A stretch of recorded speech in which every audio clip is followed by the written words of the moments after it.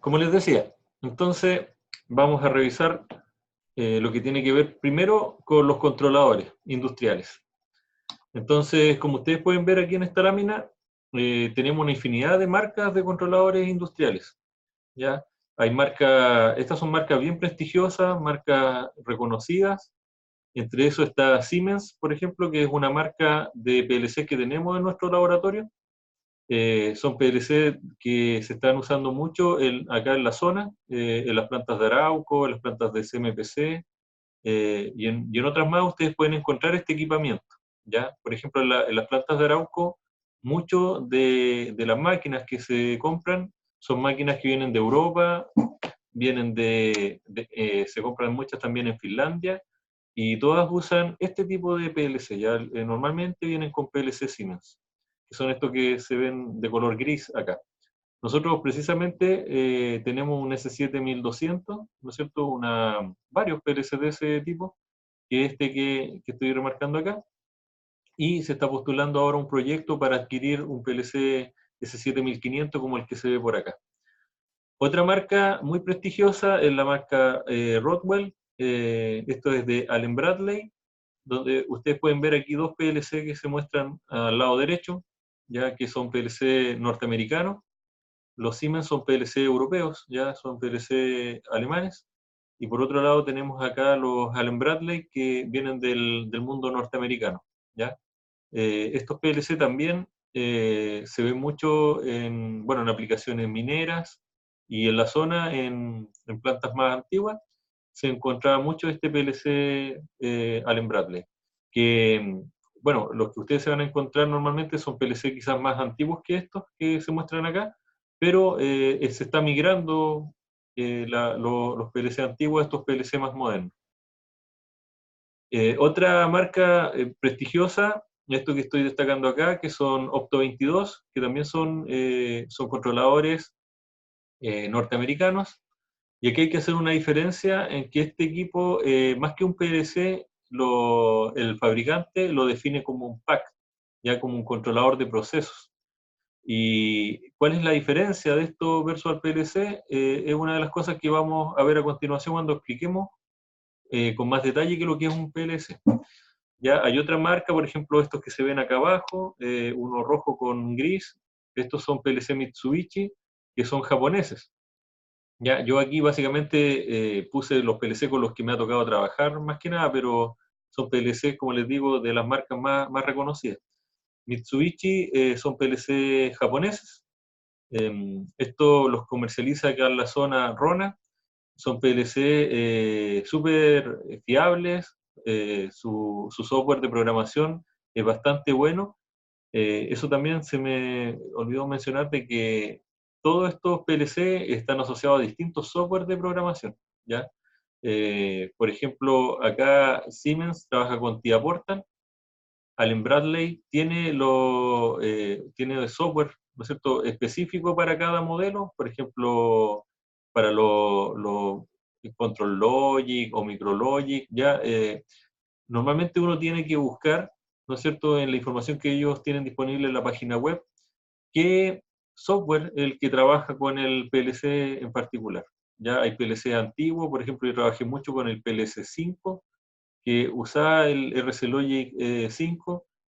También trabajé con el PLC SLC 500, que también usaba un software particular para ese modelo. Ya en el caso de Mitsubishi también tiene su software para programar su PLC.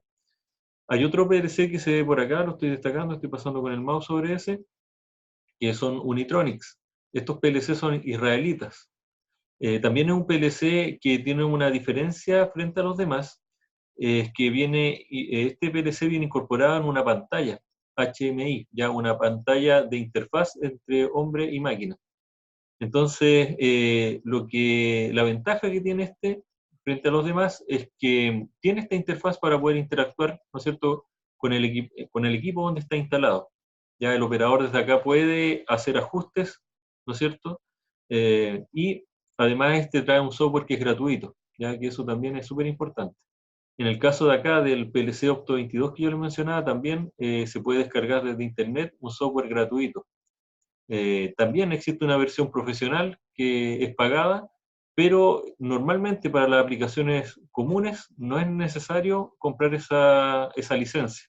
Ya con la versión básica, que se puede descargar de internet, basta y sobra.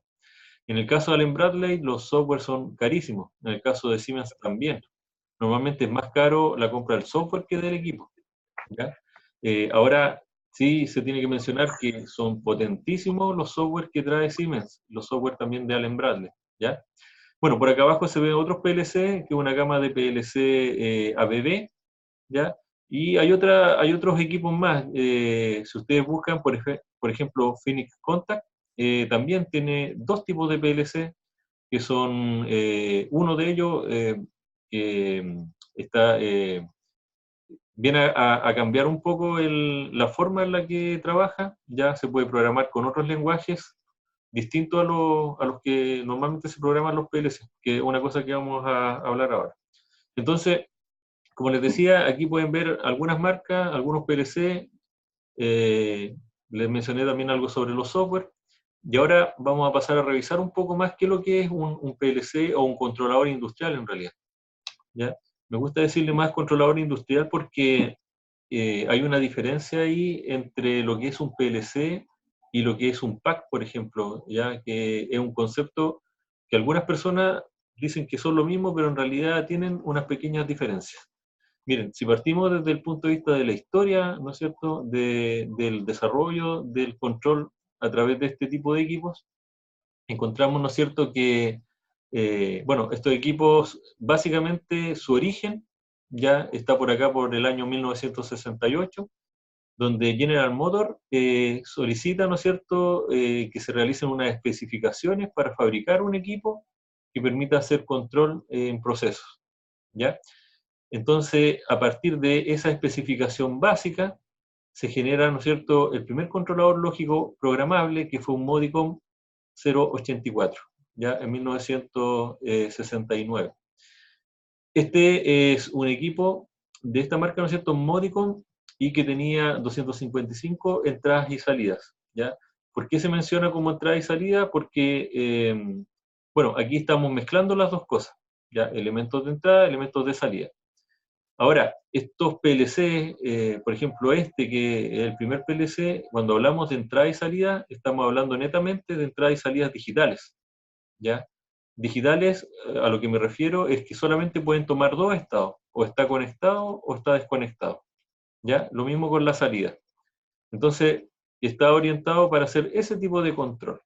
La persona, ¿no es cierto?, que trabajó en este proyecto, que fue el líder del proyecto, ¿no es cierto?, del primer controlador lógico programable, fue Richard Morley, ¿ya?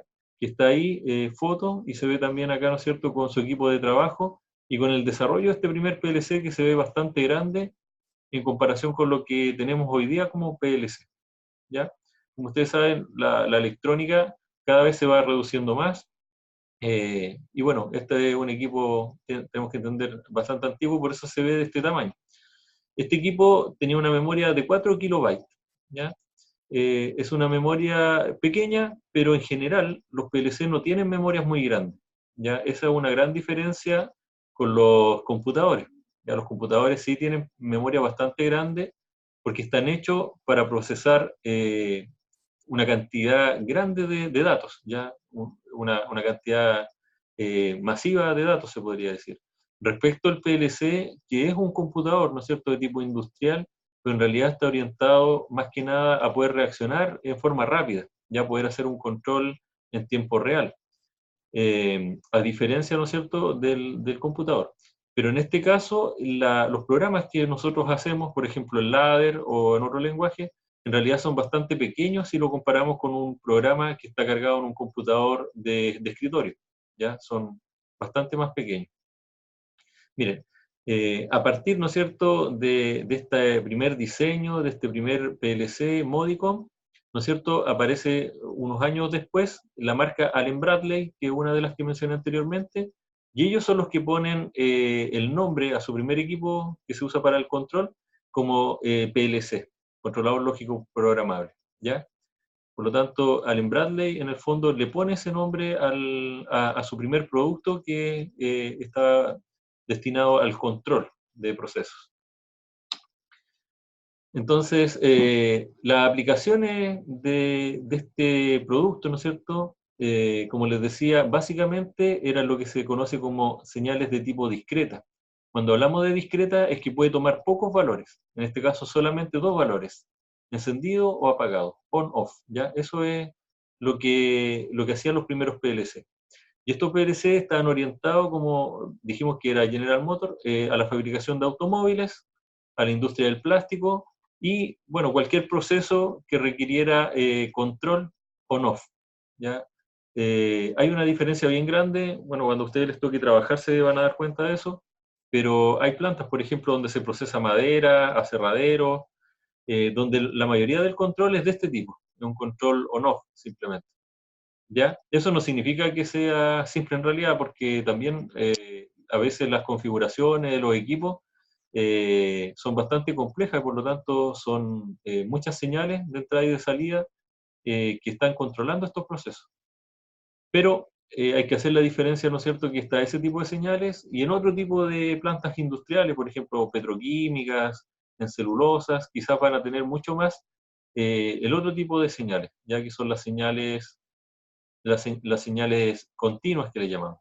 Ya continua significa que es una señal, ¿no es cierto?, del mundo real, que puede tomar muchos valores en cualquier instante de tiempo y que de alguna forma nosotros la digitalizamos, la transformamos en un valor digital que podemos procesarlo a través de un PLC o a través de otro tipo de controlador industrial, ¿ya? Y dentro de ese procesamiento, normalmente se usa para hacer control, y la mayoría del control, podríamos decir el 98% del control en la industria es a través de un control tipo PID, ya que es un control del que no hemos hablado todavía, ya, pero un control que se basa, ¿no es cierto?, en un cálculo, en un algoritmo que permite hacer control de proceso y llevar una variable a un valor deseado, ¿no es cierto?, en el menor tiempo posible.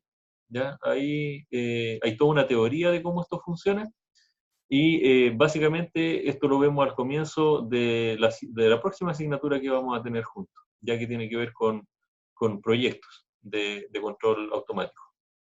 Pero de todas maneras, aquí algo vemos, ¿ya? Es muy poco, pero yo voy a preparar un video donde vamos a mostrar el funcionamiento de una planta de control de proceso que tenemos en el laboratorio, que es una planta que tiene distintos tipos de controles, como de temperatura, de nivel, de caudal, de presión, ¿ya? Y se puede ir modificando los parámetros, ¿no es cierto?, de la parte proporcional, que es la P, integral y derivativa, que es lo que significa aquí P y D, y podemos ver las diferentes respuestas, ¿no es cierto?, frente a las modificaciones en esos parámetros.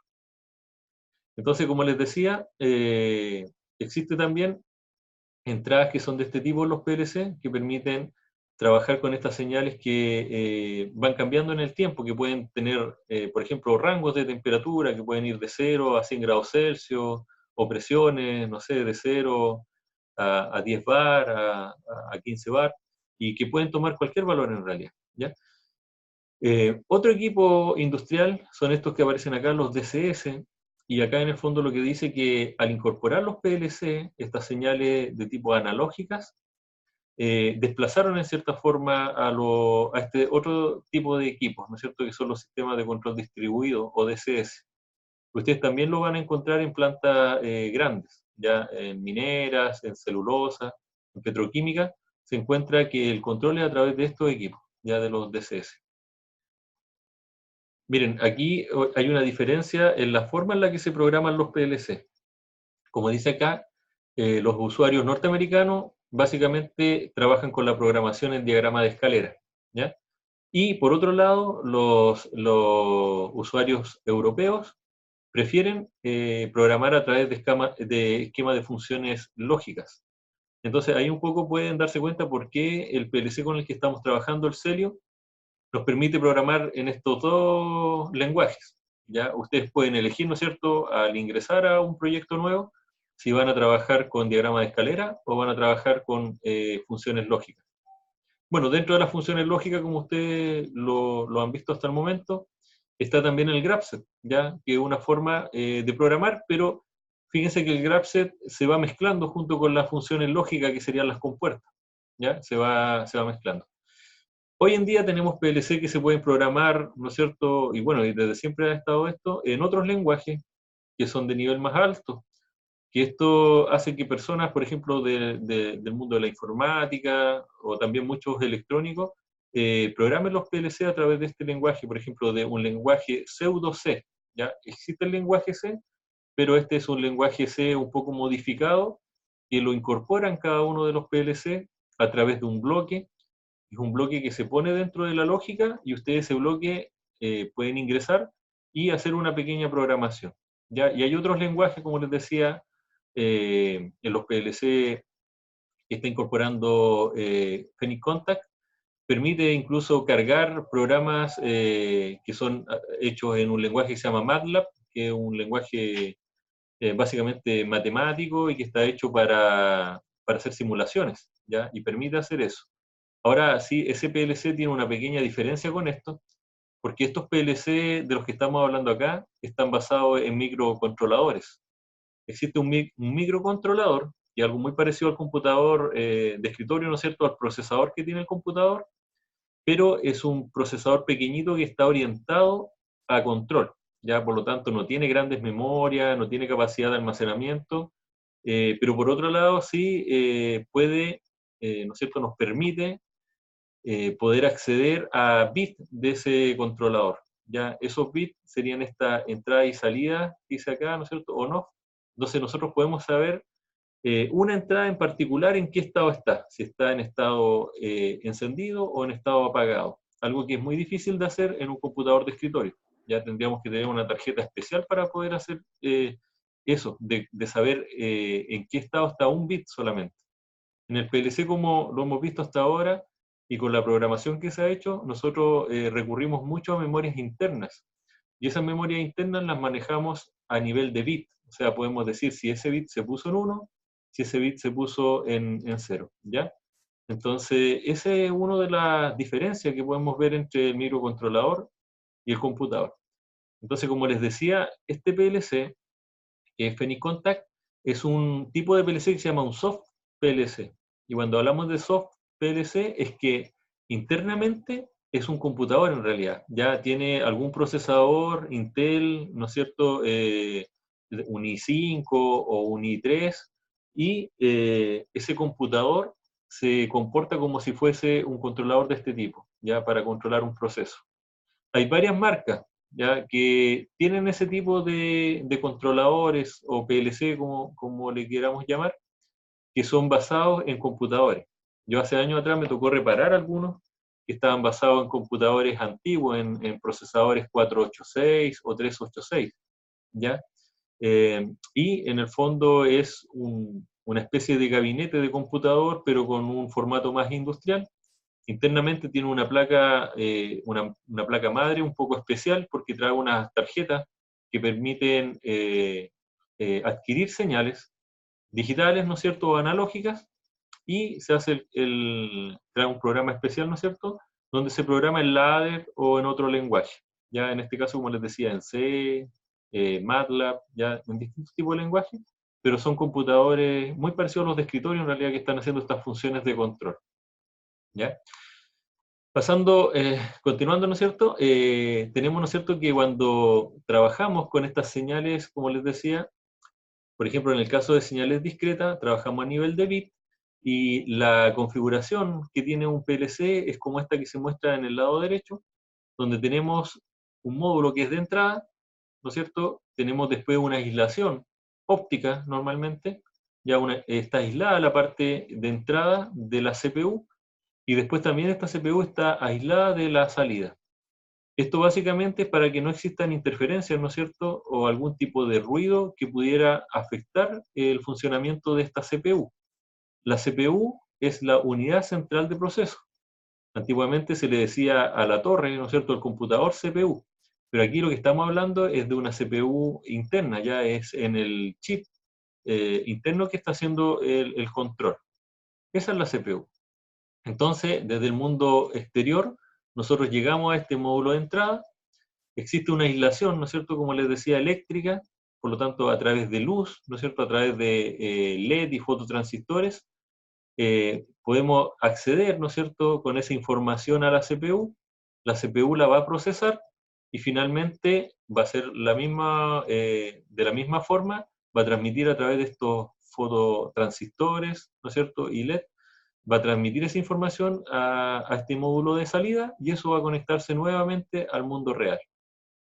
Cuando son señales discretas, ¿no es cierto?, esas señales pueden tomar diferentes niveles de tensión. Lo más común es que encuentren módulos que pueden aceptar tensiones que van entre 0 y 5 volts, entre 0 y 24 volts, entre 0 y 110 volts AC. Ya esto, por ejemplo, mucho equipamiento viene de Estados Unidos, está instalado en las plantas industriales y por lo tanto tienen transformadores y trabajan todo el control en 110 volts. ¿Ya? Y la tensión que usamos acá en Chile, ¿no es cierto?, que sería de 0 a 220 volts AC. Ustedes pueden encontrar módulos de todo ese tipo. Ahora, hay que tener mucho cuidado cuando hablamos, por ejemplo, del módulo de DC, esto que se mencionó cuando trabajamos con los detectores, es decir, que vamos a trabajar con una configuración syncing o sourcing. Esos son cuidados que tenemos que tener ya al momento de conectar elementos de entrada o salir, ¿no es cierto?, hacia los elementos de salida. Salir hacia los actuadores, básicamente. Aquí recuerden que en la salida también podemos tener relé. Ya hay entradas que son salidas que son de tipo relé, que son contactos secos, ¿no es cierto?, donde de alguna forma nosotros podemos conectar una alimentación del nivel que queramos, de 5 volts, 24, 110 o 220, y simplemente se va a cerrar un contacto que va a permitir, ¿no es cierto?, poner en funcionamiento algún equipo que esté en la salida del PLC. Ya, ahora viene lo nuevo. Esto, en cierta forma, ustedes lo sabían de las señales discretas, pero ahora están las señales continuas o señales analógicas, donde este módulo de entrada y este módulo de salida cumplen otras funciones adicionales. ¿Ya? La CPU siempre va a procesar un valor binario. Ya son ceros y unos finalmente los que está procesando. Por lo tanto, una entrada, por ejemplo, de temperatura, de presión, de nivel, de caudal o de otra, ya hay otros equipos que son de analíticos, de pH y de otro tipo, nos van a entregar un valor y normalmente van a existir módulos que hoy en día eso está estandarizado, que trabajan, por ejemplo, entre 0 y 10 volts. Entre 0 y 10 volts no es que se vaya uno a los extremos, sino que puede tomar el valor 0, 1, 2, 3, ¿no es cierto?, hasta llegar a 10. Y para cada uno de esos valores va a existir una combinación binaria, ¿no es cierto?, de entrada. En el caso de lo que estamos mostrando en esta lámina, por ejemplo, se presenta un módulo que tiene 8 bits, ¿no es cierto?, para hacer la digitalización, para transformar esta señal que es de 0 a 10 volts a una señal digital. Entonces aquí ustedes pueden ver, por ejemplo, que en el caso particular de este módulo, para los 0 volts DC, le corresponde el valor, ¿no es cierto?, de solamente ceros, son 8 ceros en binario. Ahora, si tenemos un valor que es aproximadamente los 10 volts DC, ¿no es cierto?, que es el máximo del módulo, fíjense que todos estos 8 bits van a estar en 1. Eso significa que ese es el valor máximo que podemos adquirir en ese módulo de entrada. Hay que tener ojo de que los módulos, cuando ustedes los compran o cuando compran un PLC que viene incorporado con la capacidad de adquirir señales analógicas, tienen que fijarse en de cuántos bits, ¿no es cierto?, es la conversión que hace. Eso es súper importante. Aquí ustedes pueden ver, por ejemplo, que existen módulos de 8 bits, 10 bits, 12 bits, 16 bits, y podrían haber de más, de 20 bits.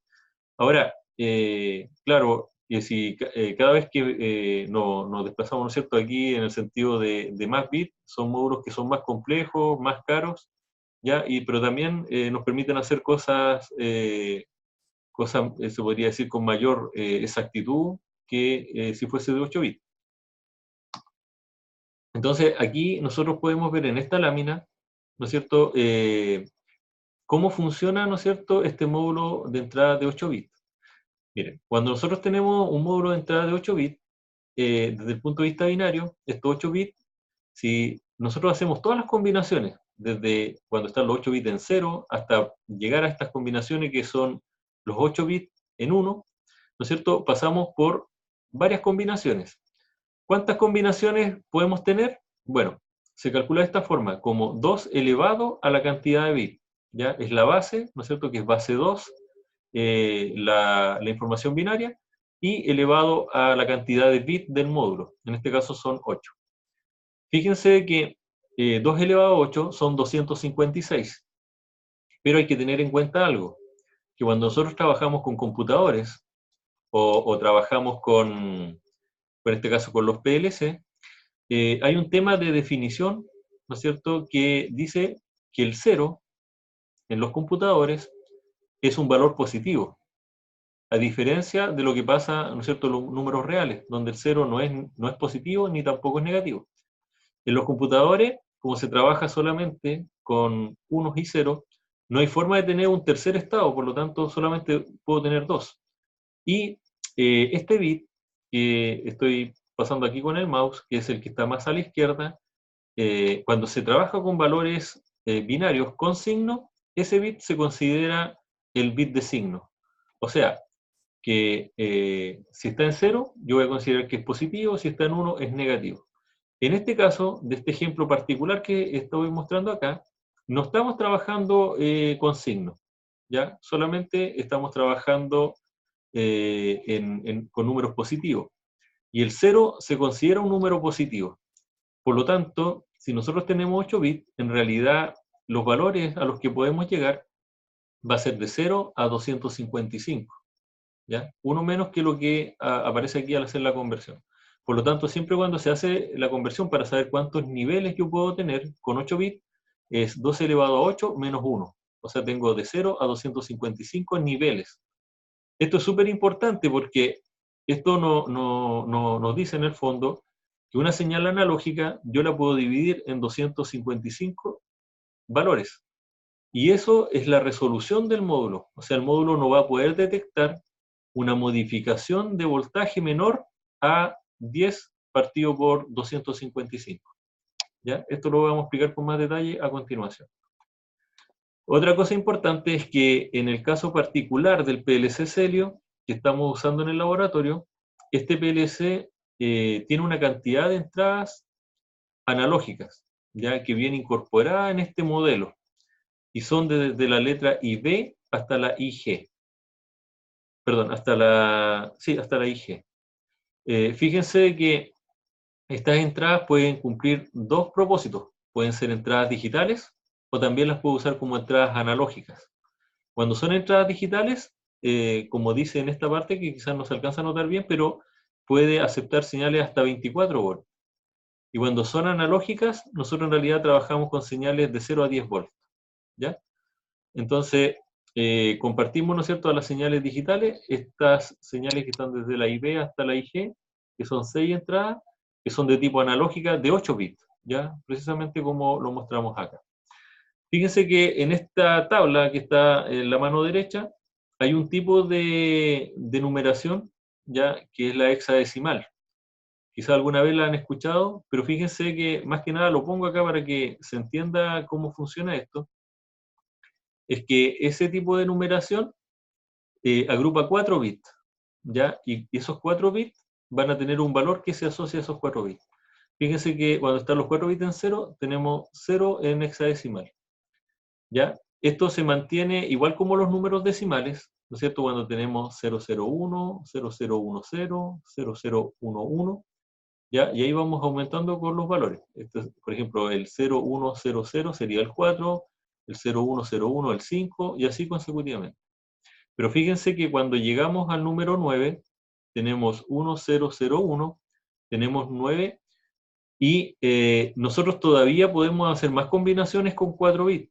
¿Ya? Por ejemplo, después tenemos 0101, perdón, 1010, 1011, que sería 11, 1100, y así, hasta llegar al 111, que sería en decimal el valor 15. ¿Ya? Pero fíjense que todos estos valores que fuimos combinando de 4 bits, ya son todos los niveles que me permiten esos 4 bits. Entonces, existe una forma de representar eso que se llama hexadecimal. Y fíjense que ese toma letras a partir del 9, que sería la letra A, B, C, D, E, F. Por lo tanto, el valor máximo en hexadecimal es el F, que corresponde a 1111. Esta es una forma de abreviar, ¿no es cierto?, cuando uno tiene que hacer una escritura en bit, ¿no es cierto?, y supongamos que sean muchos bits hacia acá, yo los puedo ir agrupando de a 4 y sería, por ejemplo, el valor con 4F, F, F, F, F, yo sé que corresponde a todos los primeros 4 bits en 1, los segundos 4 bits en 1 y así, ¿ya? Entonces, para que sepan, cuando le hablen de hexadecimal es eso, básicamente es un tipo de numeración que va asociado directamente a las combinaciones que yo puedo tener binarias y nos permite, ¿no es cierto?, escribir de una forma más sintetizada, ¿no es cierto?, estos valores de 1 y 0, ¿ya? Continuando. Acá tenemos, ¿no es cierto?, acá tenemos una señal analógica. Fíjense que básicamente este es un diagrama, ¿no es cierto?, que representa cómo funciona un controlador industrial, ¿ya? Tenemos una entrada que pasa por un conversor que es de análogo a digital, que es el que estoy destacando acá, ¿ya? Y este, ¿desde dónde toma la información? Desde algo que se llama un transductor, y esta viene desde un proceso real. Este transductor es el elemento que se encarga de transformar un tipo de señal en otra.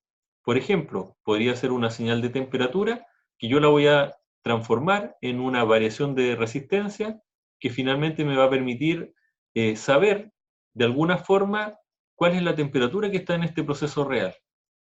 Esto podría ser también, por ejemplo, un transductor de otro tipo, por ejemplo, piezoeléctrico, ya que me permite saber la presión que existe, ¿no es cierto?, en este proceso, transformándolo a una señal eléctrica, ¿ya? Y esa señal va a llegar a este conversor que es de análogo a digital, ¿ya? Entonces ahí que quede claro que análogo a digital, estoy transformando un valor del mundo real, que es el análogo, y lo tengo que transformar en un valor digital, ya que el que puede procesar la parte electrónica. Pero fíjense que en este mundo digital yo hago el procesamiento, pero después tengo que volver al mundo real. Y para volver al mundo real, yo tengo que hacerlo a través de un actuador.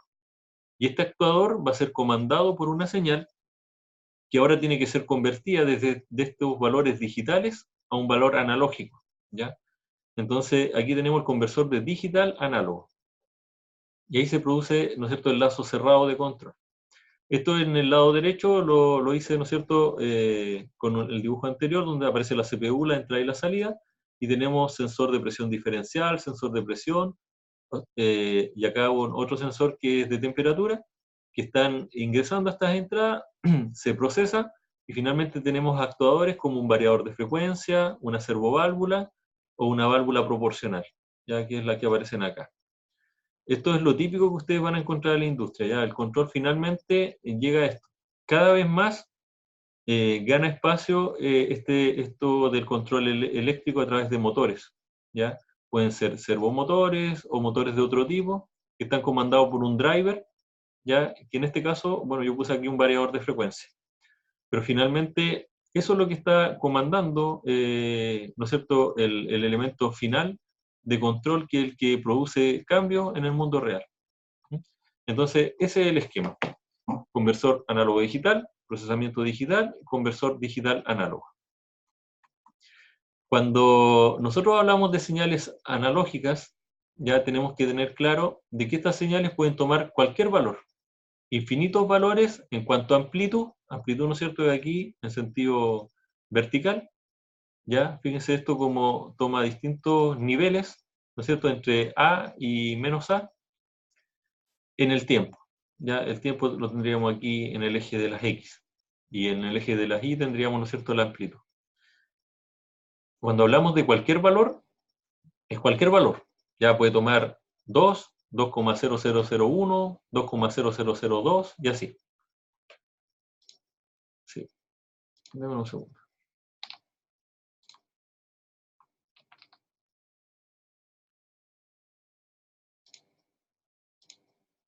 Elías, creo que quiere preguntar algo. Sí, profe, Sí, con respecto a esas señales se producen en la CPU, ¿cierto? Porque eso no procedería, o sea, si es que no se produce ahí, no se produce interferencia en lo que, como en el sistema, como lo armónico, a eso quiero referir. Pero eso ya. sucede en sí en la CPU, ¿cierto? ¿O no? Sí, mira, te lo explico a continuación. Ya, mira, como decía Elías, esto no es que se genere en la CPU, esto se está generando en el mundo real. Ya, por ejemplo, si yo tuviera un termómetro acá, esta podría ser la variación. Bueno, obviamente que esto no va a ser temperatura negativa, ya, pero supongamos que sea otra cosa, ya, que sea una señal de presión, ya que puede tomar valores positivos y también valores de vacío negativo. Esto es lo que está ocurriendo en la realidad, ¿ya? O sea, yo voy a un proceso, mido con algún instrumento y se genera esta forma de onda que ustedes ven aquí, que en realidad es lo que está ocurriendo en la realidad. Ahora, lo que dice su compañero, sí, esta se puede ver afectada por ruido, que lo vamos a ver en la lámina que sigue. Pero lo que le tiene que quedar súper claro, que esto es lo que se está generando en el mundo real. Si fuese temperatura, quizás estaría por sobre el eje, ¿no es cierto?, aquí del cero, pero la temperatura seguramente en la noche va a descender, en el día va a subir, vamos a llegar a las 12 del día y vamos a llegar a un pico, ¿no es cierto?, de temperatura probablemente, o un poco más tarde, y después va a volver a bajar esa temperatura. Entonces, es todo el mundo real, donde les decía que puede tomar cualquier valor en cualquier instante de tiempo la variable. Ahora, esa variación, como les decía, es una variación continua en el tiempo. ¿Y cómo la obtengo? A través de un transductor. O sea, eso que mostramos acá, por ejemplo, una RTD, que es un sensor que nos permite, a través de la variación de resistencia, determinar una temperatura, es lo que va a estar tomando esta información y se va a hacer esta gráfica que está acá. ¿Ya? Esto es del mundo real. Por otro lado, tenemos las señales digitales. Y resulta que la señal digital, que es la que procesa, ¿no es cierto?, la CPU del controlador, es una señal que solamente puede tomar dos valores, ceros y uno, ¿ya? Y otra cosa súper importante es que el controlador digital solamente en algunos instantes de tiempo puede hacer el procesamiento, ¿ya? Un ejemplo es que aquí tenemos la señal, ¿no es cierto?, con la línea roja, que sería la señal continua en el tiempo, y la señal en negro sería la señal digital, ya la señal discreta. Esta señal solamente toma valores ceros y uno, y fíjense que hay unas T aquí que dice T, 2T, 3T, 4T, y este es el periodo de muestreo. ¿Eso qué significa? De que el microcontrolador, que está internamente, ¿no es cierto?, en el PLC, en algunos instantes de tiempo solamente toma muestras de lo que está pasando en el mundo real. ¿Ya? Hay momentos en el que el equipo no sabe qué es lo que está ocurriendo, pero hay una teoría ahí del muestreo que nos dice que si tomamos estas muestras de una forma suficientemente rápida, podemos reconstruir toda la información que no estamos recibiendo. ¿Ya? Hay una velocidad de muestreo ¿no es cierto?, que está definida para poder tener toda la información. Entonces, la amplitud en este caso digital va a cambiar solamente en los periodos, ¿no es cierto?, donde se hace el muestreo.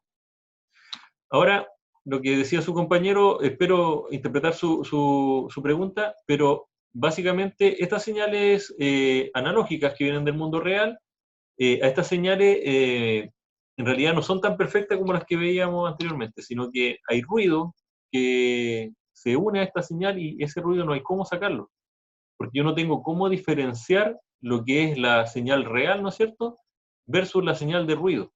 Supongamos si esto es una señal de voltaje, ¿no es cierto?, de 0 a 10 volts, donde A aquí son 10 volts y los otros son, por ejemplo, de más o menos 10 volts.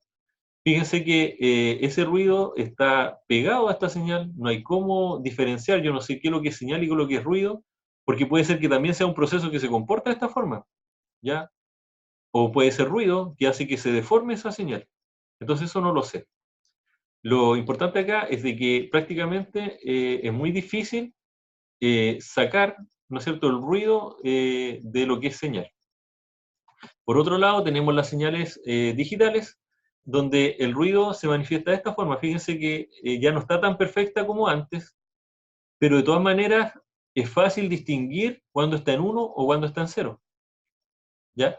De hecho, las entradas digitales, fíjense que tienen un margen, ¿no es cierto?, desde donde considera si una señal es 1 o una señal es 0. Entonces, fíjense, este 1 que está acá podría ser estos 5 volts que están acá, y este 0 de abajo, los 0 volts.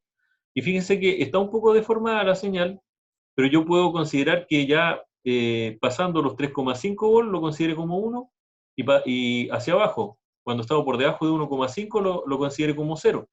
Si yo pusiera estas líneas acá, ¿no es cierto?, supongamos que este es 5, acá en 3,5 y en 1,5, finalmente lo que queda en medio va a ser, voy a distinguir claramente lo que es señal cuando está en 1 y también voy a distinguir cuando está en 0. Entonces, aunque tenga este ruido, yo puedo saber exactamente cuántos bits llegaron en 1 y cuántos bits llegaron en 0. Por lo tanto, nos permite aquí reconstruir la señal y al reconstruirla, eliminar ese ruido. Entonces, por eso ha ganado tanto espacio las comunicaciones digitales, ¿ya? Porque todo lo que es comunicación digital yo puedo reconstruirlo después, ¿ya? Y al reconstruirlo, voy a tener exactamente cuántos bits son los que llegaron en 1, cuántos bits llegaron en 0. Ahora, ¿cómo es todo este proceso para ir desde esta señal analógica hasta esta señal digital? Ya lo podemos ver en esta lámina, donde tenemos, ¿no es cierto?, las etapas de un módulo, ¿no es cierto?, de conversión desde análogo a digital. Entonces, el mundo analógico, esta señal, ¿no es cierto?, que se ve acá en negro, y después yo tengo que hacer un muestreo. ¿Qué es lo que es el muestreo? Que en ciertos periodos, que está aquí destacado, ¿no es cierto?, en morado, en ciertos periodos yo voy a tomar muestras de esa señal analógica, ¿ya? Voy a tomar esas muestras que están ahí en rojo, ¿ya? Y después, ahí, bueno, ¿qué es lo que hice? Que hice una discretización en el tiempo. Ya no sé, ¿no es cierto?, los valores que toma esta variable en cualquier instante de tiempo, solamente en algunos. Y eso es lo que ha ocurrido acá. Entonces, tengo esos puntos rojos que son las muestras que tomé. Fíjense que después yo tengo, en este caso, este ejemplo es para una digitalización de 4 bits, o sea, de 2 bits, perdón. Los valores que puedo tomar son 00, 01, 10 y 11. Entonces, fíjense que yo tomé estas muestras, que ahora las puse acá en verde, pero los instantes que tomé las muestras no coincide exactamente con 01 ni con 10, por ejemplo, la primera. Por lo tanto, ¿qué es lo que tiene que hacer el sistema? Asociarla al valor más cercano, ¿ya? En este caso, el valor más cercano era 0,1. Por lo tanto, ya tengo un pequeño error acá, porque yo lo que había considerado es de que la señal aquí está entre medio de 1,0 y de 0,1, pero yo tengo que asociarla a una, y en este caso va a ser a 0,1. Después tomé la otra muestra y ocurrió lo mismo. Chuta, tengo que asociarla de nuevo a 1,0. Y así. Entonces, se va generando una señal digital que no es exactamente igual a la señal analógica, pero se va generando de esta forma. Y por último, ¿eso dónde lo hace? En el cuantificador. O sea, primero tenemos un muestreo donde tomamos valores en ciertos instantes de tiempos y después tenemos una cuantificación donde tomamos solamente algunos valores de amplitud, que son los valores que nos permiten la cantidad de bits asociados, ¿no es cierto?, a esta conversión. Y finalmente lo que hacemos es codificar, o sea, esto lo transformamos, ¿no es cierto?, en una secuencia de 0 y 1 en el tiempo. Y por ejemplo, esta señal que está aquí, que partió de esta señal analógica, se transformó en esta secuencia 01, 10, 11, 01, 00, 10. ¿Ya? Y así puede seguir la secuencia, ¿no es cierto?, en el tiempo. Por lo tanto, ustedes esto es lo que van a tener en un módulo de conversión de análogo a digital de un PLC. Un muestreo, una cuantificación y una codificación.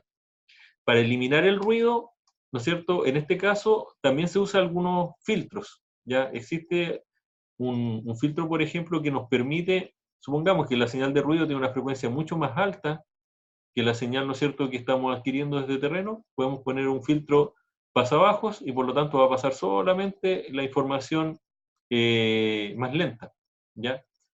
Pero como les digo, cuesta mucho más eliminar el ruido de una señal analógica que de una digital.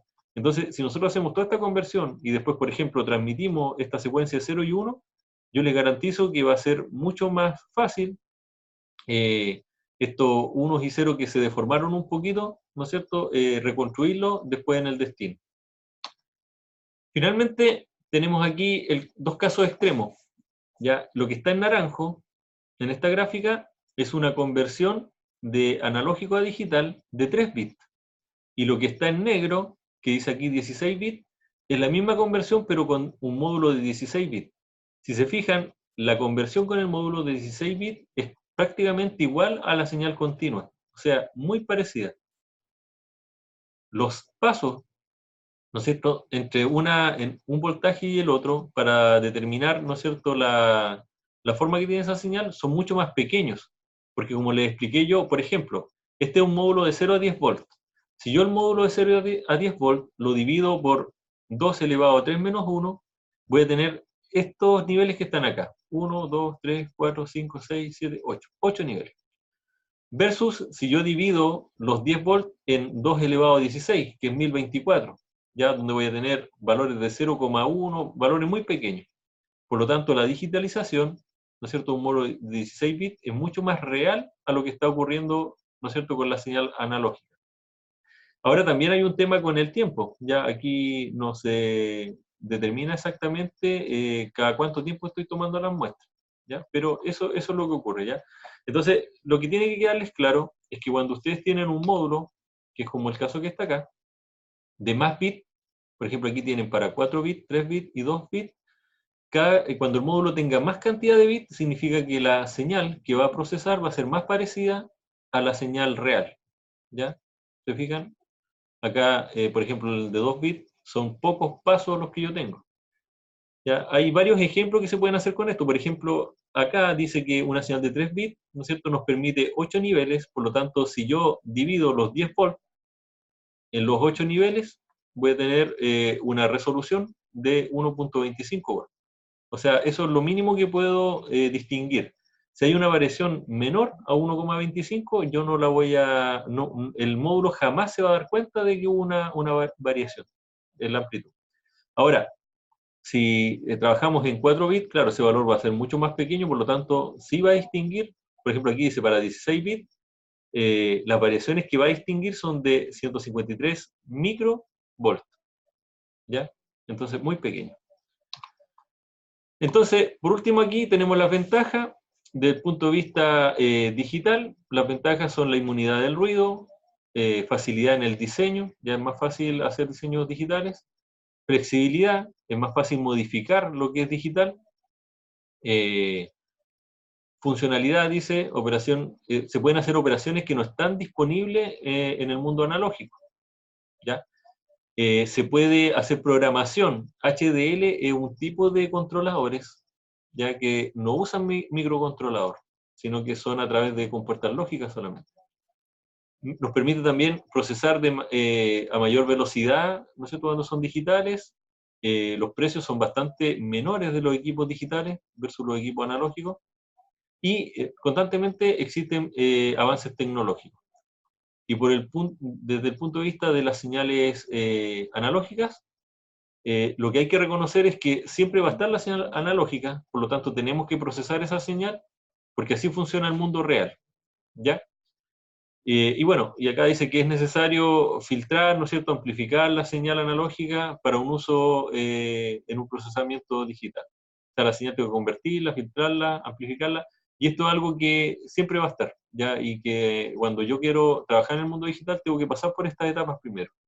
Convertir la señal, por ejemplo, les decía yo, de una señal de temperatura, convertirla a una señal de variación de voltaje o de resistencia, filtrar la señal porque puede traer ruido asociado. Normalmente las señales son muy débiles, ya, por ejemplo, milivolt, y esos milivolt para que nos sirvan para algo, yo tengo que amplificarlo, o sea, tengo que llevarlo a niveles más altos. Y después de eso ya puedo transformarla en una señal digital. Entonces, por último, las conclusiones en esta parte, por lo menos, son esas. La señal analógica tiene valores en el tiempo infinito, valores en amplitud infinito. La señal digital tiene valores discretos o finitos y valores finitos también de amplitud. Los efectos del ruido, en el caso digital, se puede reconstruir. ¿Ya? En el caso digital, cuando yo convierto, ¿no es cierto?, de análogo a digital, lo que hago es discretizar en el tiempo, cuantificar en amplitud y codificar. Como les decía, tiene mayores ventajas trabajar con sistemas digitales, y lo que sí tenemos que tener claro de que existe una componente, ¿no es cierto?, analógica, que cuando pasamos del mundo real al mundo digital, y eso siempre va a estar ahí. Continuamos. Miren, acá tienen una información técnica de un módulo real, ¿no es cierto? Este de un PLC Mitsubishi, un FX3U, y tiene un módulo de entrada de 0 a 10 volts, o puede ser el mismo módulo de corriente de 4 a 20 miliamperes. Dice que la resolución que tiene este módulo, o la cantidad de bits de conversión, perdón, son 12 bits. Cuando hablamos de resolución, estamos hablando del menor valor que es capaz de diferenciar el módulo, que sería lo que les expliqué anteriormente.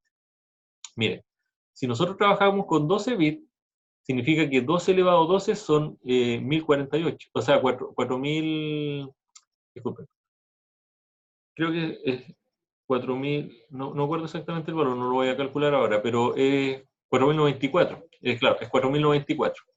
Entonces, en este módulo nos dice de que en realidad esto trabaja solamente entre 0 y 4000, ¿ya? Por lo tanto, cuando tengo 10 volts, la cantidad de divisiones que tengo son los 10 dividido en 4000, que son 2,5 milivolts. Ese es el valor más pequeño que es capaz de diferenciar.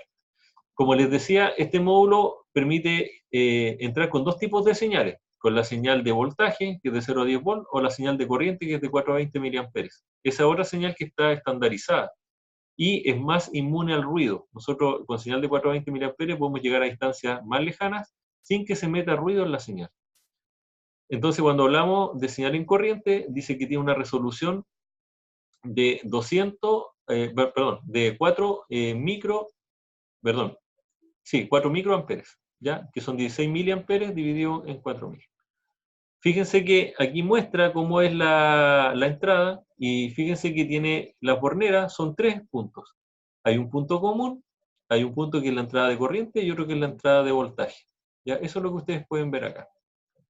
Fíjense que solamente con que ustedes se cambien del punto donde están conectando, van a tener o la señal en corriente o la señal en voltaje.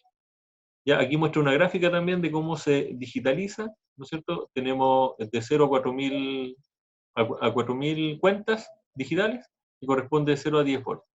Ya, entonces ahí tienen una información, como les digo, para que sepan cómo es la hoja técnica y qué es lo que muestra. ¿Ya? Bueno, aquí lo mismo que les mencioné antes, los valores, que existen también unos valores con signo, sin signo, ¿ya? Y esto ya lo más importante de hoy día.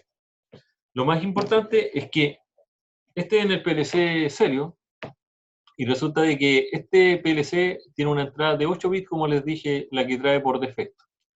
Pero hay un tema súper importante, que cuando nosotros tomamos desde el mundo real una señal de este tipo, a nosotros nos va a llegar en realidad al módulo 0 a 10 volts. Pero realmente lo que queremos hacer, por ejemplo, es controlar un ventilador o algún otro equipo para mantener una cierta temperatura. Entonces, a nosotros realmente lo que nos debe interesar es qué valor de temperatura es que tenemos en el mundo real. Entonces, ¿cómo podemos, a partir de esta señal de 0 a 10 volts, saber cuál es realmente la temperatura que había en el mundo real?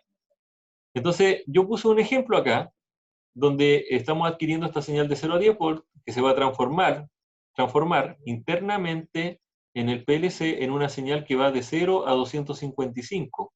Esos son valores digitales, ¿ya? Es un valor entero que ustedes van a ver ahí. Entonces, existe un bloque, que es un bloque de ganancia, que nos permite hacer algo que se llama escalamiento. El escalamiento es asociar, ¿no es cierto?, una curva de la recta, perdón, una curva recta, una recta, perdón, asociar, ¿no es cierto?, una ecuación de la recta a esta entrada.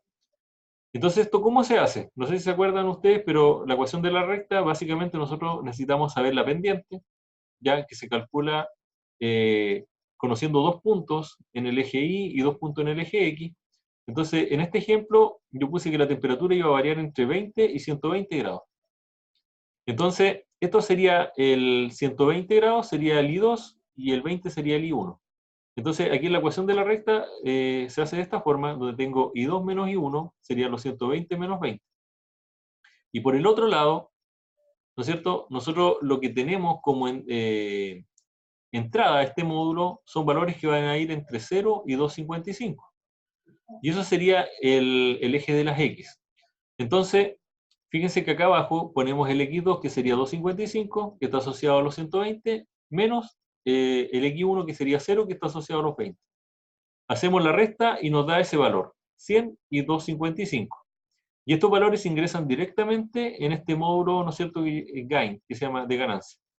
Entonces tenemos ahí el A, que sería 100, y el B, que sería los 255. Y fíjense que, no sé si recuerdan, pero cuando se hace la ecuación de la recta, existe un valor que es de la posición en la que está esto, ¿ya? En la posición cuando pasa por 0. Y eso acá está como la letra C. Esa letra C, ¿cómo se calcula? Yo tomo un punto, por ejemplo, aquí tenemos que el I, ¿no es cierto?, cuando es 120, ahí está el valor, significa de que por el lado de acá nosotros tenemos que tener 255. Pero además está el n, que era la pendiente. Entonces la ecuación de la recta es I es igual a la pendiente por X más C. Entonces acá tenemos la pendiente, que era 100 dividido por 255, y el X sería los 255. ¿Ya? Entonces, como ya tenemos todos los valores, excepto el C, podemos despejar el C. Al despejarlo, ¿no es cierto? Bueno, estos se cancelan, el 100 pasa restando hacia el lado de acá, que haría los 120 menos 100, y C finalmente es 20.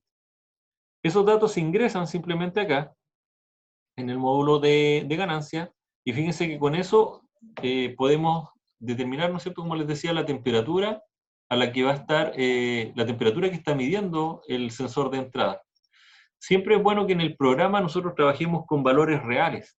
¿Ya? ¿Qué pasa si hay una diferencia? Bueno, habrá que medir nuevamente con un elemento patrón, puede ser con una pistola de estas infrarrojas para medir temperatura, y uno puede ajustar más los valores, de tal forma de que sea lo más real posible los valores que van a estar después de este módulo de escalamiento, van a estar siendo procesados acá, ¿no es cierto?, en el programa. Finalmente yo hice esto, ¿no es cierto? Hice una prueba, entonces le puse ya, si tenía 0 grados, o sea, perdón, 20 grados de temperatura, las cuentas internas eran 0. Después, si tenía 69 grados de temperatura, tenía 127 en cuanto a cuentas. Y después, cuando tenía los 120 grados, tenía efectivamente a la salida del módulo los 255, que es el valor numérico, ¿no es cierto? Perdón, al revés, tenía los 255 en la entrada, y a la salida del módulo gain tenía los 120. Ya, esto se puede ver aquí, está con detalle. Entonces, como les decía, miren, la entrada, que en este caso usé la entrada, la IB, que es una de las entradas analógicas, en ese momento tenía, ¿no es cierto?, 225, el valor que tenía en la entrada. Al pasar por el módulo de ganancia, al otro lado tenía 108, que ese sería el valor de temperatura real. Aquí me equivoqué, 225, no 255, 108. ¿Ya? Si hubiese tenido aquí los 255, en realidad aquí tendría que tener los 120 grados. Ya, acá hay otro ejemplo. En ese momento estaba ingresando 114, era el valor digital que yo tenía acá. Paso por el bloque de ganancia, y la temperatura real que yo debería tener en terreno era 64 grados Celsius. Ya, acá hay otro que está en 163, paso por el módulo de ganancia y tengo 83 grados realmente en terreno. Ya, entonces miren, aquí yo aproveché de hacer un pequeño control, y este es un control on-off de salida, pero está asociado a una señal analógica de entrada. Entonces usé este tipo de comando, ¿no es cierto?, que está aquí, que dice trigger, esta función, que la función lo que hace es que yo puedo asociar estos valores que dice num aquí, son valores numéricos, ya que yo puedo asociar y darle valores. En este caso puse 80 y 100. Como estamos después del bloque de ganancia, esto corresponde a 80 grados y 100 grados. Entonces, ¿qué es lo que hace este módulo de trigger? Este módulo lo que hace es que cuando yo voy subiendo desde cero, yo tengo que sobrepasar los 100 grados para que se ponga en funcionamiento la salida. Y después cuando empiezo a disminuir los valores, ya yo voy a pasar por 100 y no va a volver esto a ponerse en cero lógico, ¿ya? No se va a apagar acá la salida, sino que tiene que seguir bajando y cuando baje de 80, ahí se va a producir la detención, por ejemplo, de esto si fuese un motor. Esto es súper importante porque si ustedes hacen un control, por ejemplo, de temperatura con un ventilador, no pueden tener solamente un punto donde el motor parte y pare. ¿Ya? Supongamos que solamente sea cuando llega a 80 grados. Por lo tanto, empieza a subir la temperatura y yo quiero que cuando la temperatura sobrepase los 80, el motor parta. Lo que va a ocurrir es que el motor va a partir, supongamos es un ventilador que va a enfriar este sistema, inmediatamente va a bajar un grado, va a quedar bajo los 80 y va a parar el motor. Va a subir otro grado, va a partir. Entonces va a tener muchas partidas y paradas. Por lo tanto, se usa este tipo de módulo para poder tener dos puntos, ¿no es cierto?, donde cuando sobrepasa los 100 parte, pero cuando baja por debajo de los 80, para. Entonces, de esa forma, nosotros lo que logramos es de que el motor tenga un tiempo de funcionamiento y un tiempo de tensión más largo, ¿ya? A pesar de que el control de temperatura quizás no va a ser tan preciso, porque va a estar oscilando entre 100 y 80, ¿ya? Versus el otro caso que si lo teníamos fijo con una sola punto de comparación en 80, va a estar seguramente entre 81 y 79 variando, ya va a ser menor. Pero el motor no puede soportar tantas partidas y paradas porque puede ser eso en instantes de tiempo muy, muy cortos. Eso todo va a depender del proceso. Entonces, ¿dónde se usa ese tipo de control que estamos viendo acá? Por ejemplo, aquí, ¿no es cierto?, un estanque de agua, donde la bomba no conviene que en un punto solamente parte y pare, sino que tenga dos puntos, ya donde en uno la bomba va a partir y en un punto mucho más bajo va a parar. Y así se genera eso. Esto pasa lo mismo con el caso de temperatura, ¿ya? Entonces ahí le hice un dibujo donde aparece un estanque, ¿no es cierto? Un sensor de nivel y la bomba. ¿Ya? Eso. Entonces, por último, muchachos, la segunda tarea yo les voy a dar, entre paréntesis, eso también quiero decirles que vamos a tener que evaluar bien porque yo en realidad le había puesto muchas tareas, pero no, los tiempos no están dando porque a nosotros realmente nos queda una clase más y después ya tendrían que entregar los trabajos. Entonces lo que vamos a hacer es que ustedes solamente van a hacer una tarea de este tipo. Ya, por ejemplo, muchos están trabajando seguramente lo del brazo que yo les dejé la semana pasada, y esa va a ser una nota, y la otra va a ser una nota de un trabajo que va a ser bastante más corto, que tiene que ver con los PLC, que solamente buscar un modelo de PLC, ¿ya? Indicar, por ejemplo, cuánta entrada y cuánta salida tiene ese PLC, cuántas digitales, cuántas analógicas, y qué tipo de comunicación trabaja con ese, qué tipo de comunicación soporta ese PLC, ya que va a ser un trabajo cortito. Entonces, en el fondo vamos a elegir uno de estos proyectos y además ese de trabajo. Entonces, el segundo proyecto del cual ustedes pueden elegir es este que estoy mostrando acá, donde va a quedar la información, ¿no es cierto? Y además, Paulino va a subir un video, al igual como subimos un video del funcionamiento del brazo neumático, donde el proyecto este consiste en que un variador de frecuencia se va a comandar desde una salida analógica del PLC, ¿ya? Entonces, aquí yo voy describiendo, ¿no es cierto?, paso a paso, cómo se puede ir haciendo este programa. Ya, por ejemplo, aquí usamos un flip-flop, ¿no es cierto?, RS, que lo que hace es que en el fondo tenemos varias entradas, por ejemplo, un botón de parada, una parada de emergencia, un botón de partir y una señal que viene desde el PLC, que indica si el PLC está operativo o no. Si ninguna de esas señales se está dando, ya acuérdense que son normal cerradas, por lo tanto tienen que llegar aquí como contención, ¿no es cierto? Solamente me falta que yo le dé a un botón de partir y este bloque lo que va a hacer es poner la salida en 1, ¿ya? Al poner en 1, nosotros vamos a llegar a una bornera del variador de frecuencia que le voy a decir váyase a RAN, o sea, que pueda partir, ¿ya? Aquí, bueno, hay un programa que yo no se los voy a dejar como programa, solamente está ahí, ustedes pueden ir haciéndolo, ¿no es cierto?, con todos los bloques que tiene acá para hacer la prueba, pero ahí ya hay una orientación de cómo debería funcionar este programa.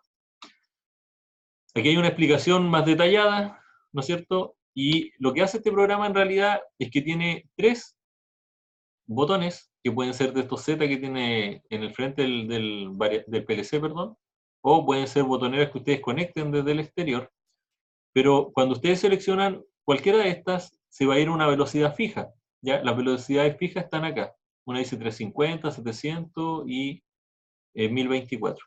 Ya, aquí lamentablemente no está en Hertz, sino que está en valores, en cuentas solamente, cuentas digitales.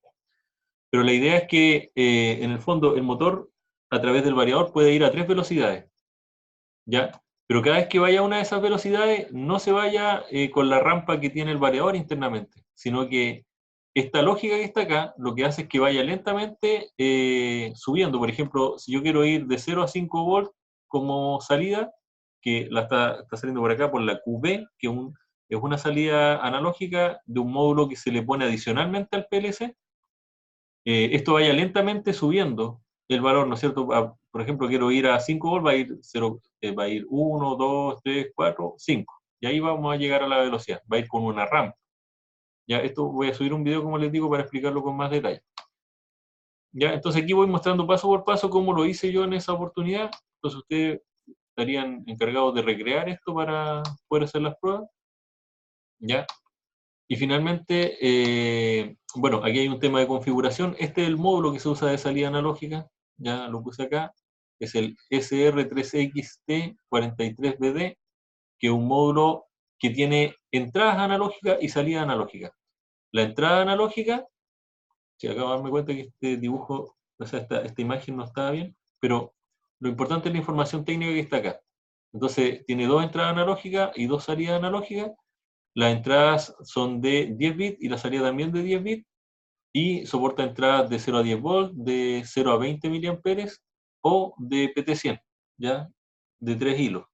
Esos son sensores de temperatura. Y por otro lado, tiene salida, ¿no es cierto?, de 0 a 10 volts, que es la que usaría el variador de frecuencia. Por último, aquí está el módulo del PLC, ¿no es cierto?, cómo se conecta una entrada, cómo se conecta una salida. Perdón, aquí son las entradas solamente, cómo se conectan las entradas. Y por acá, estas son las entradas del PLC y estas son las entradas del variador de frecuencia. Ya, esta es la bornera. Yo tengo esta bornera, como les digo, tiene señales digitales que son para darle la partida, por ejemplo, y por otro lado analógica, que es para el comando de velocidad. ¿Ya? Aquí hay más detalle. Bueno, está este tema de que si es syncing o sourcing, que hay un switch que nos permite seleccionar. ¿Ya? Y por último, bueno, más configuraciones nomás de cómo es típicamente el control del variador de frecuencia. Las señales que se requieren. Por último, bueno, el variador dice ahí en su información técnica que se puede usar asociado a un relé que es de seguridad, que es el que está acá. Y ahí están borneras. Y por acá están los comandos básicos de la parametrización que se debe hacer del variador, ya para poder trabajar de esta forma. ¿Ya? Y eso básicamente, como les decía, yo les voy a subir hoy día también el enunciado de esta tarea que está con bastante detalle. ¿Ya? Entonces ustedes pueden elegir entre lo que vimos la semana pasada del brazo neumático o este tema del variador de frecuencia. ¿Ya? Y va a haber un tercer tema que, como les digo, solamente tienen que hacer uno, pero ustedes pueden elegir desde esos temas. ¿Ya? Así que eso es por hoy día. No sé si hay alguna consulta. Veo que algunos se desconectaron, parece. Van quedando pocos.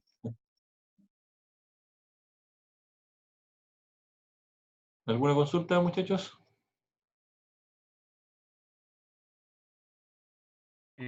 Yo, profe, solamente para entender bien, Sí, escucha, la clase pasada estoy viendo el video un poco sobre el brazo porque falté la semana pasada ya. por el entrevista.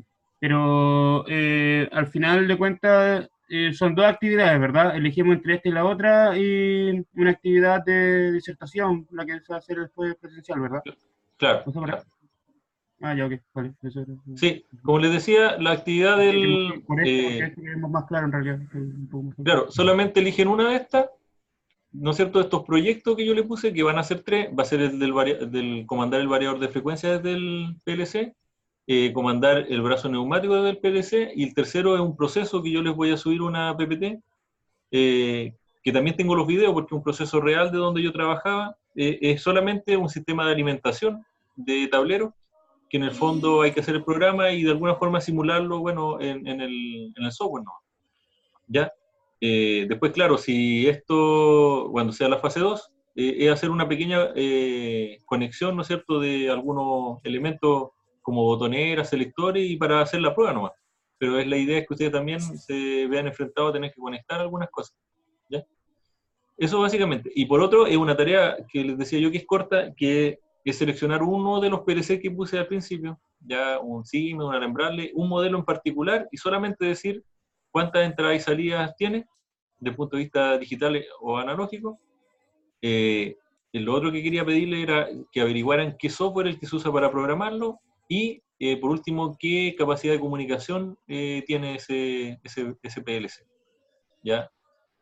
Como les digo, las comunicaciones es algo que me toca verlo la próxima clase, pero básicamente son pocas cosas, o tiene, por ejemplo, no sé, pues, algún tipo de comunicación Modbus, o, bueno, ahí quizás van a tener que investigar un poquito. Yo les puedo subir algo de información, pero no son muchas, ¿ya? Y es solamente saber qué tipo de comunicación incorpora ese PLC, nada más que eso, ¿ya?